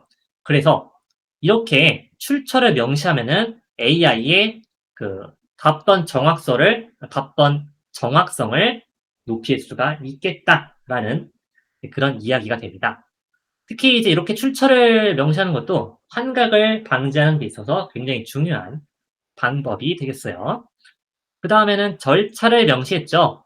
우리가 이러한 컨텐츠를 만들 때 "이러한 절차를 거쳐라."라고 프롬프트에 명시를 해 주게 되었습니다. 우리가 단순하게 테스트를 한번 해 보게 될 거예요. 테스트를 한번 해 볼게요. 지금 웹 찾아보는 중이라고 합니다. 우리가 살펴봐야 되는 거는 일단 그 개요에서 살펴봤듯이 절차를 잘 지켰는지 살펴보는 거. 두 번째로, 두 번째로 인용 출처를 잘 가져왔는지를 살펴보는 거예요. 뉴스나 논문이기 때문에 웬만하면은 뉴스에서 가져왔을 가능성이 높겠습니다. 그래서 요러한 뉴스 페이지들, 뭐 파이낸셜 타임즈, 위키백과 이런 식으로 출처가 우리가 명시한 대로 잘 가져왔어요. 만약에 이렇게 명시를 하지 않으면은 개인 블로그에 있는 정확성이 떨어지는 글들을 가져올 수가 있다는 거죠. 이렇게 하면은 조금 더 정확성 있는 답변을 얻을 수가 있다. 이렇게 볼 수가 있겠고요. 그래서 결론적으로 지시를 내릴 때는 이러한 추가적인 맥락을 되도록이면 많이 포함을 해 가지고 내리는 것이 좋겠다라는 이야기가 되는 겁니다. 그래서 여기 이제 환각에 대한 이야기가 간단하게 나와 있어요. 개요에서 이야기한 대로 환각은 그 거짓말하는 게 이제 환각이죠. 없는 말 지어내는 거. 이것을 환각이라고 하고요. 문제는 이제 환각이 보통은 이제 부정적인 의미로 사용이 됩니다. 왜냐하면은 거짓말을 하거든요. 하지만 환각을 그 뭐야 의도적으로 이용을 하면요. 사실적 정보를 이야기할 때는 당연히 환각이 불리하죠. 불리한데 우리가 소설 쓰기 이럴 때는 유용합니다. 또는 아직 현실에 발생하지 않은 일들, 그러니까 내 머릿속에만 있는 거죠. 사업 아이디어나 그 기획안 이런 걸 작성할 때는 아직 현실에는 없지만 내 머릿속에는 있어요. 그리고 그 내 머릿속에만 있는 것을 AI하고 함께 개선해 나가고 싶습니다. 이럴 때는 환각을 사용을 해 가지고 조금 더 다양한 아이디어를 창출을 해낼 수가 있다는 거예요. 만약에 우리가 소설을 써야 돼요. 소설을 써야 될 때 우리가 단순하게 그 역할을 지정할 때요. "당신은 뭐 SF 소설가입니다. 다음의 사건은 허구적으로 발생한 사건이므로" 라고 이제 전제를 주어 주면은 AI가 이게 환각이든 말든 자기가 원하는 대로 생성을 하죠. 그렇기 때문에 이러한 환각을 잘 사용을 하면은 우리가 그 생각하지 못한 다양한 아이디어들을 얻어낼 수가 있다. 이것이 우리가 환각을 볼 때 조금 더 다른 관점으로 살펴봐야 할 내용이 되겠습니다. 보통 이제 언론에서 이야기할 때는 환각을 굉장히 부정적으로 바라보는데요. 우리는 프롬프트 엔지니어링을 배우고 있기 때문에 환각을 부정적으로 바라볼 필요는 없겠어요.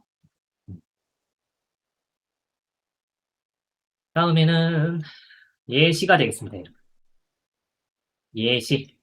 이 예시도 굉장히 중요합니다. 예시도 굉장히 중요한 이제 포인트다. 이렇게 보실 수가 있겠고요.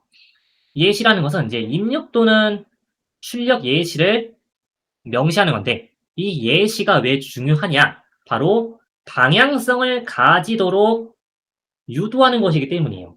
AI가 이러한 방향성을 가질 수 있도록 예시를 주는 것이다. 이렇게 보실 수가 있겠습니다. 특히 보통 이제 출력 예시만 포함되는 경우가 많고요. 이 출력 예시가 포함될 때는 우리가 AI를 학습시키는 용도로 이제 사용되는데 보통은 출력 예시만 포함이 될 겁니다. 특히 이제 이 부분 있죠. 너무 많은 예시가 주어지면 편향성을 가질 수가 있다. 그래서 보통은 5개에서 10개가 적당하다고 봅니다. 너무 많이 주면은 또 그 AI가 혼란에 빠질 수가 있어요. 그래서 5개에서 10개가 그 적당한 예시의 개수다. 이렇게 보실 수가 있겠습니다. 지금 예시에 대한 개념이 이제 샷이라는 개념이 있고 그다음에 예제가 이렇게 나와 있죠. 이것은 단순하게 이제 유튜브 제목을 짓는 예시인데요. 이렇게 이제 역할 주고 그다음에 이 친구를 주제로 하는 제목을 작성해 주세요. 유튜브 제목이겠죠. 특히 문제는 예시를 참고하여입니다. 예시가 있어요. 예시. 이러한 예시를 참고를 해서 유튜브 제목을 작성을 해달라라고 요청을 한 것이다. 이렇게 이제 보실 수가 있는 겁니다. 그래서 이렇게 예시를 주는 것은 굉장히 중요한, 중요하다기보다는 예시라는 것은 음, 중요한 그 구성 요소 중 하나다. 이렇게 보실 수가 있겠어요. 그 다음에 샷이라는 개념을 이제 배워볼 텐데 이 친구는 조금은 이제 전문적인 용어가 나오게 될 겁니다. 이제 프롬프트 엔지니어링에서 이제 프롬프트의 종류를 나눠볼 수가 있겠는데요. 이 주어진 예시에 따라서 0개, 그러니까 예시가 아예 주어지지 않은 경우, 이 경우는 제로샷 프롬프트라고 부릅니다. 그 다음에 1개인 경우 원샷, 1개 이상인 경우 퓨샷 프롬프트라고 불러요. 이 부분은 프롬프트 엔지니어링에서 정말 많이 사용되는 개념이기 때문에 이 샷이라는 개념은 반드시 알고 넘어가시면은 좋을 것 같습니다. 보통은 이제 원샷이나 퓨샷 프롬프트를 사용하기도 하는데 의도적으로 제로샷 프롬프트로 사용하는 경우도 있겠죠. 왜냐? 예시를 주면은 방향성을 설정하는 것이라고 했어요. 하지만 제로샷 프롬프트를 주면은 AI가 자신의 성능에 따라서 자기가 생각하는 것에 따라 작업을 진행하기 때문에 조금 더 창의적인 결과물이 나올 수가 있다는 겁니다. 그래서 이렇게 제로샷을 쓸지 또는 원샷이나 퓨샷을 쓸지는 AI를 사용할 때 어떠한 것을 의도하느냐에 따라서 사용을 해주시면 되겠어요. 우리가 보통 이제 마케팅 컨텐츠 같은 거 작성할 때는 이런 이제 다양한 이미 존재하는 마케팅 컨텐츠 그 제목이나 그 글들을 가져와서 예시로 제공을 한 다음에 우리에게 맞는 컨텐츠를 작성을 해달라고 하겠죠. 이런 식으로 이제 그 퓨샷 프롬프트를 사용해 볼 수가 있겠습니다. 음. 예시로는 이제 이렇게 돼 있고, 아유, 뒤에는 좀 기네요. 지금 구성 요소가 좀 많아요, 여러분. 좀 많은데 이게 잘 작성된 프롬프트 템플릿을 보면은 이러한 구성 요소들이 웬만하면은 다 포함이 되어 있는 것을 보실 수가 있을 겁니다. 그래서 프롬프트 템플릿을 보고 '와 프롬프트가 길다.'라고만 생각을 해볼 수도 있겠지만 '이러한 구성 요소들이 사용이 되어 있구나.'라는 것을 이제 파악을 해 보시면은 되겠어요. 지금 출력 형식이 설명이 좀 길어요. 길어서 제가 중요한 부분만 하도록 하겠습니다. 일단 출력 형식은요. 지시에 대한 결과를 형식에 맞도록 응답 형태를 설정하는 것이라고 했어요. 아까 우리가 슬라이드나 블로그 글이나 이것은 모두 출력 형식에 해당한다라고 이야기를 드렸습니다. 물론 그것은 이제 일반적인 출력 형식이 되겠죠. 하지만 출력 형식은 구조화된 형식이라는 것도 있어요. 이러한 구조화된 형식이라는 것은 우리가 자바스크립트를 보면은 객체를 선언할 때 객체 선언 문법이 따로 있죠. 우리가 그것을 이제 JSON으로 바꿀 수가 있습니다. 이러한 JSON 같은 것을 구조화된 형식이고 또한 JSON은 프로그램과 프로그램끼리 데이터를 교환하기 위해서 사용되는 데이터 구조라고 볼 수가 있겠죠. 지금 JSON이 이제 이런 식으로 이제 생겼단 말이죠. 이렇게 생긴 게 JSON인데 이것을 우리가 자바스크립트에서 다른 소프트웨어로 요청을 보낼 때 JSON으로 형식을 바꿔서 요청을 보내게 될 겁니다. 그래서 이제 프로그램 데이터 전송을 할 때 사용되는 것이 JSON이 되겠고요. 이러한 JSON을 출력 형식으로 할 수도 있겠다. 이 부분이 중요합니다. 특히 이 JSON을 출력 형식으로 사용을 하면은 AI의 출력으로부터 나온 결과를 다른 서비스에 입력으로 넣을 수가 있어요. 이것이 우리가 구조화된 출력을 사용하는 이유라고 보실 수가 있는 겁니다. 예를 들어서 생성형 AI가 만든 JSON 출력을 우리의 서비스에서 받아와 가지고 처리를 할 수가 있는 거죠. 그러한 JSON 출력은 자바스크립트에서 파싱을 해서 사용을 해볼 수가 있겠죠. 그래서 이렇게 구조화된 출력을 사용을 해볼 수가 있겠고요. JSON뿐만 아니라 이제 마크다운이라던가 또는 파이썬 같은 프로그래밍 언어로도 출력 형식을 지정을 할 수가 있겠습니다. 음, 음.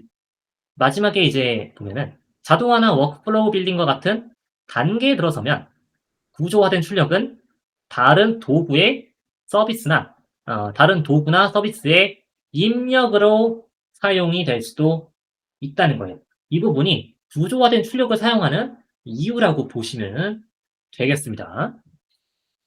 예시를 우리가 들어보면은 그 생성형 AI에게 그 뉴스 컨텐츠를 가져오라는 이제 어, 그 지시를 내렸다고 할게요. 제가 예시를 한번 보여드리도록 하겠습니다. 지금 이 사이트는 긱뉴스라는 사이트인데요. 아래에 RSS가 있어요. 자, 이 친구는 JSON은 아니고 XML이죠. 이 XML은 JSON 이전에 2000년대에서 한 2010년대 정도에 많이 사용이 됐던 데이터 포맷이다. 이렇게 보실 수가 있는 건데, 우리가 그 생성형 AI에게 뉴스 컨텐츠를 얻어오라 라고 하면은 이렇게 XML 형식으로 반환이 될 수가 있습니다. 그럼 이러한 XML 형식을 우리의 소프트웨어가 받아서 데이터를 파싱을 하면은 이러한 그 내용들을 이제 음, 잠시만입니다. 잠시만요.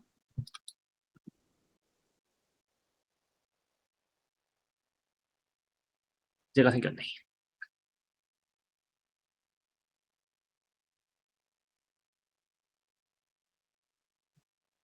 그래서 이러한 내용들을 이제 사용을 우리의 소프트웨어에서 사용을 할 수 있다. 이렇게 보실 수가 있는 겁니다. 그래서 XML도 데이터 포맷 중에 하나다. 이렇게 보시면은 되겠어요.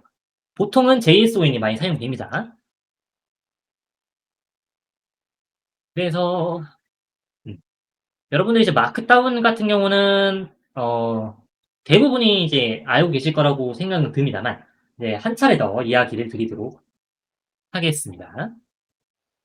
우리가 이제 마크다운은 우리가 여러분들 HTML을 배우셨죠? 아까 이제 XML도 HTML처럼 태그를 사용을 하는데 이러한 HTML은 웹의 UI를 나타내기 위한 마크업 언어라는 거죠. 하지만 이러한 HTML은 일반적으로 문서를 작성할 때는 굉장히 불편합니다. 우리가 문서라는 것에는 뭐 제목과 본문 그리고 표, 그래프 이런 게 들어가죠. 우리가 이런 것을 HTML로 하나하나 표현하기에는 굉장히 좀 힘들 수가 있단 말이죠. 손도 많이 가고. 물론 요즘에는 이제 AI 보고 작성을 해달라고 하면 되지만 이제 과거에는 그렇지가 않았기 때문에 이렇게 이제 HTML이 좀 복잡하기 때문에 제목을 우리가 작성하기 위해서 H1 태그를 이렇게 작성할 수 있죠. 하지만 마크다운에서는 이런 식으로 이제 샵을 통해서 제목을 나타낼 수가 있다. 그런 이야기가 되는 거죠. 그래서 HTML을 간결하게 문서를 작성하기 위해서 그 문서를 조금 더 빠르게 작성하기 위해서 보완된 것이 바로 마크다운이다. 이렇게 이야기를 드릴 수가 있겠고요. 이러한 마크다운도 사용법이 전부 다 사용법이 있어요. 사용법이 있는데 이제 그 부분은 제가 그 교재에는 나타내지 않았습니다만 네, 이번 수업이 끝나면은 링크로 한번 드리도록 하겠습니다. 이러한 마크다운도 뭐 표 그리기나 링크를 포함하거나 이런 것을 태그를 사용하지 않고도 가능하죠. 이러한 이제 두 가지 형태로 이제 출력 형식이 표현이 될 수 있다는 것이고요. 이제 프롬프트 예시가 이렇게 나와 있습니다, 여러분. 이 프롬프트는 뭘 하기 위한 프롬프트일까? 다음에 주어진 프롬프트를 테스트하고 그 결과를 표로 정리하세요가 이 프롬프트의 이 프롬프트가 가지는 의미다. 이렇게 보실 수가 있겠습니다. 프롬프트를 테스트한다는 것은 무슨 의미냐면은 프롬프트를 실행을 해보고 그 결과물에 대해서 우리가 원하는 대로 제대로 나왔냐 이것을 테스트하는 것이 바로 프롬프트 테스트다. 이렇게 보실 수가 있겠습니다. 그래서 바로 한번 테스트를 진행을 해보도록 할게요. 일단 복사를 한 다음에요. 그 다음에 붙여놓도록 하겠습니다. 우리 이렇게 지금 분석 중이라고 나오는 거는 조금 이후에 배워보게 될 거예요. 이 친구는 올리고요.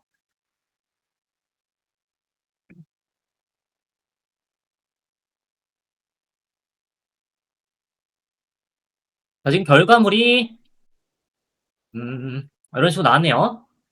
지금 결과물이 이런 식으로 나왔는데 보면은 첫 번째 프롬프트가 생성형 AI에 대한 짧은 문구를 제목을 포함하여 마크다운으로 표현하세요. 출력 형식이 마크다운이 되겠습니다. 그래서 지금 출력 형태가 결과를 보면은 굉장히 좀 보기 불편하네요. 결과를 보면은 이런 식으로 이제 제목이 이렇게 표현이 되어 있고 그 다음에 아래에 본문이 있는 것을 보실 수가 있어요. 이렇게 이제 표현이 된 것이 마크다운이고 우리가 원하는 결과가 마크다운이기 때문에 제대로 나와 있고요.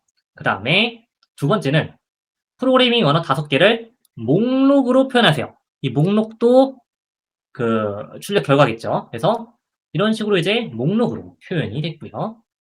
그리고 함수를 파이썬으로 작성해 주세요. 이 파이썬으로 작성해 달라는 것에 대한 의미가 뭐냐면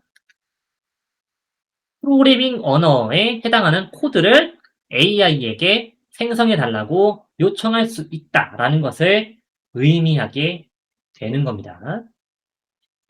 그래서 이제 파이썬으로 작성해 달라고 했으니까 파이썬 언어로 프로그램 함수가 작성이 되어 있을 거예요. 마지막으로 JSON으로 표현을 하되 다음과 같은 출력 형식을 참고하라고 되어 있는데 이게 단순하게 JSON으로만 표현해달라 하면은 굉장히 모호해요. 그렇기 때문에 JSON으로 출력해달라고 요청을 할 때에는 이런 식으로 출력 예시를 주는 것이 분명하겠습니다. 그래야만 AI가 명확하게 출력을 던져줄 수가 있겠어요. 그리고 마지막으로 그 결과를 표로 정리하세요. 했으니까 프롬프트 테스트 결과를 표로 정리했죠. 이렇게 똑같이 나와야 프롬프트 엔지니어링이 정상적으로 작동한 것이다. 이렇게 보실 수가 있겠습니다. 만약에 프롬프트 엔지니어링이 안 된 프롬프트라면은 이러한 형식을 갖춰서 나오지 않을 거예요.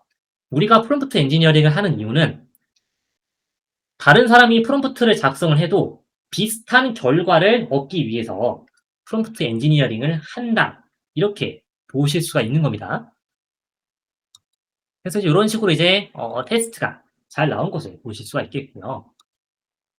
그래서 음, 그래서 이제 여기까지가 그 출력 형식이 되겠는데 여러분이 가장 많이 사용하게 될 것은 아무래도 이제 프로그래밍 언어를 대상으로 코드를 생성하는 일, 그다음에 JSON으로 출력하라고 시키는 일. 이 두 가지 정도가 되겠습니다. 이제 얼마 안 남았어요. 네, 시간도 맞출 수 있을 것 같습니다. 그다음에 음, 구조네요, 구조. 구조는요, 여러분, 어, 이 구조는 출력 형식과하고 다르게 프롬프트의 구조를 의미하는 거죠. 우리가 이 예제는 첫 번째 개요 시간에 봤던 예제입니다. 그래서 프롬프트 자체에 대한 설명은 하지 않을게요. 대신에 이제 프롬프트를 작성할 때 지시 부분에 이렇게 이 부분은 지시다. 이 부분은 절차에 해당하는 부분이다. 라고 마크다운 형식을 빌려서 우리가 프롬프트를 작성을 한 것을 보실 수가 있습니다. 그래서 이런 식으로 구조화된 프롬프트, 말 그대로 구조화된 프롬프트다. 이렇게 보시면 되겠어요. 이런 구조화된 프롬프트는 프롬프트 템플릿을 팀에 공유할 때 또는 나만의 프롬프트 템플릿을 관리할 때 굉장히 유용하다. 이렇게 보실 수가 있겠습니다. 물론 AI가 이해하기도 굉장히 좋겠죠. 지금 마크다운 형식을 가져왔잖아요. 하지만 아까 포켓 프롬프트에서 보면은 이런 식으로 태그 형식으로도 줬었죠. 이렇게 태그 형식으로 줘도 상관이 없습니다. 중요한 부분은 이 영역이 뭘 해당하는 이 영역이 뭐에 해당하는 건지를 AI가 인식만 할 수 있으면 돼요. 그게 목적인 거예요. 이게 단순히 마크다운이냐, 아니면 뭐 XML이냐, HTML이냐, 이런 것은 중요하지가 않고요. AI가 잘 이해만 하면은 되는 겁니다. 그런 것 때문에 구조화된 프롬프트를 사용하는 것이다. 이렇게 보시면 되겠어요. 마지막으로 중요한 것이죠. 자리 표시자입니다. 이번엔 마지막이 되는데요. 우리가 자리 표시자라는 것은 변수라고 이제 포켓 프롬프트를 볼 때 이야기를 드렸습니다. 이 자리 표시자는 플레이스 홀더라고도 이야기를 하는데요. 이 변수라는 이름하고 플레이스 홀더라는 명칭은 혼용이 되기 때문에 둘 다 똑같은 것이라고 보시면 되겠어요.